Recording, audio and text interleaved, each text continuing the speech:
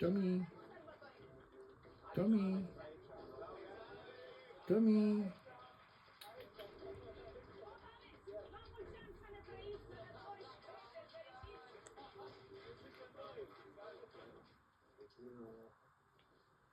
Aș fi un cadou în seara asta.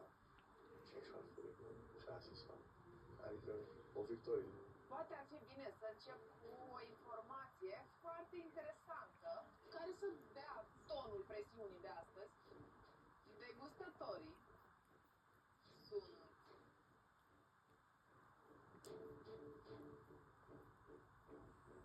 food influenceri. Asta da. Food influencer. Sunt oameni apasionați care se duc și vizitează restaurantele și fac video și la mine vin super mulți. Oamenii ăștia caută făi frumoase.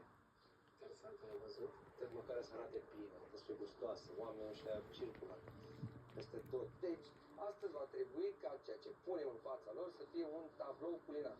Urmează o probă de aia nebună, cum ne place nouă. Fantastic! Creativă și nebună. Da, aia facem. Ricky, te rugăm, adune cadourile.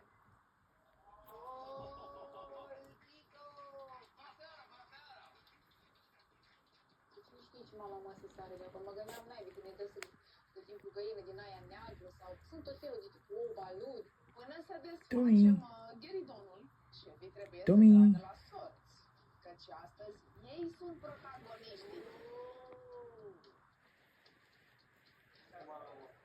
A venit doamna Irina cu un bol. A pus să tragă fiecare șef câte un bilet.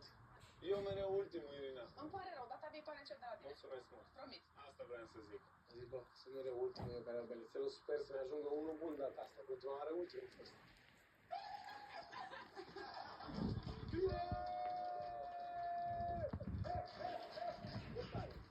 Vezi și mai certat că ai tras ultimul bilețel. O vecchio! Cei din urmă vor fi cei din tâi.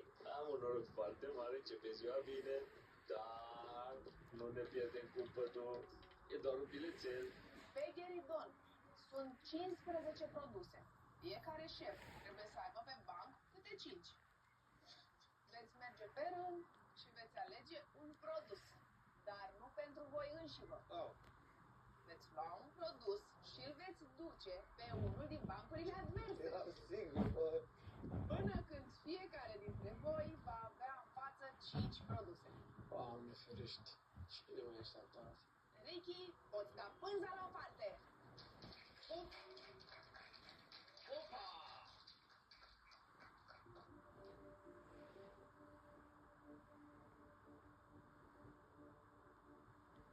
Este vorba despre Hamsi, Tommy. kiwi